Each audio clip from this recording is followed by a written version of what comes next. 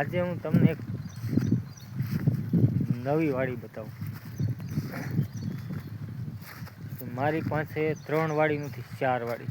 અત્યાર સુધી મેં વિડીયા મૂક્યા 3 વાડીના.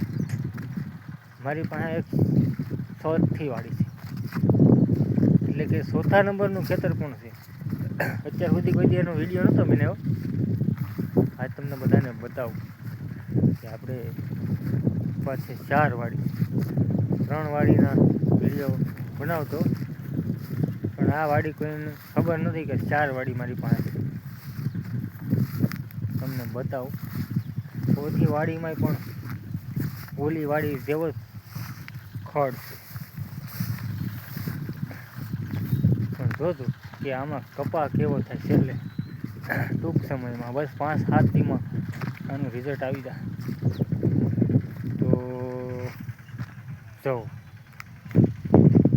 આ આપણી ચોથી વાડી છે. અત્યાર સુધી મેં તમને કીધું કે આ બીજી વાડી, ઓલી ત્રીજી વાડી, એક ઘેરે વાડી, એક બાજરી વાડી અને એક બીજી વાડી અને એક ઘેરે, 3 વાડીનું કહેતો. અને આ છે 4થા નંબરની વાડી. આમાં કાલે દવા છટાઈ જશે.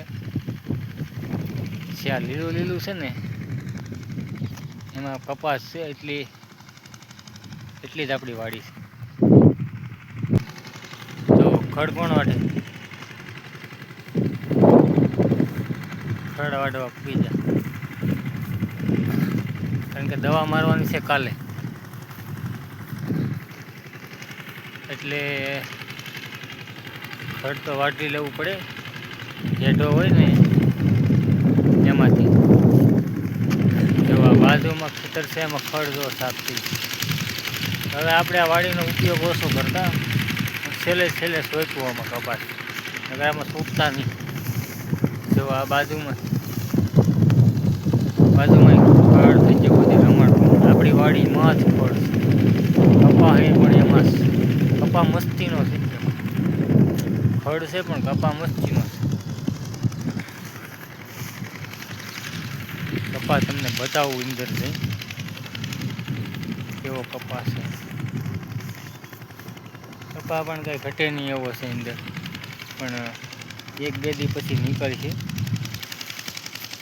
અહીંયા દવા મરાશે. બીજો વિડીયો બનાવવો, ઓલું જે આપણે દવા 2 દી પહેલાં છાંટીને એમાં ખડ બધી રમણ ભમણ થઈ ગયું, એનો હમણાં વિડીયો બનાવી આવો. આનું પતે એટલે એનો એક વિડીયો બનાવી નાખો. કપા બતાવો હાલો અંદરથી. જો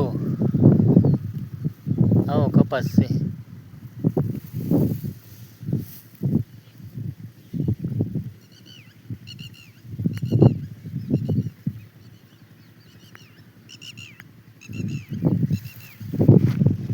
આ આપણી ચોથી વાડીનો કમાલ. જોજો આમાં કપા કેવો થાય ને છેલ્લે ખબર પડશે તમને. તો બધાને એમ થાય કે આમાં કેમ કપા થાય, પણ જોજો કપા તમને બતાવીશ. લો આ વાડીનો પણ વિડીયો બનાવીશ કેમ આમાં કપાસ છે. ચલો તો જય માતાજી. લાઈક કોમેન્ટ કરજો અને હાઈપ હોય તો હાઈપ કરી દેજો. જય માતાજી બધાને.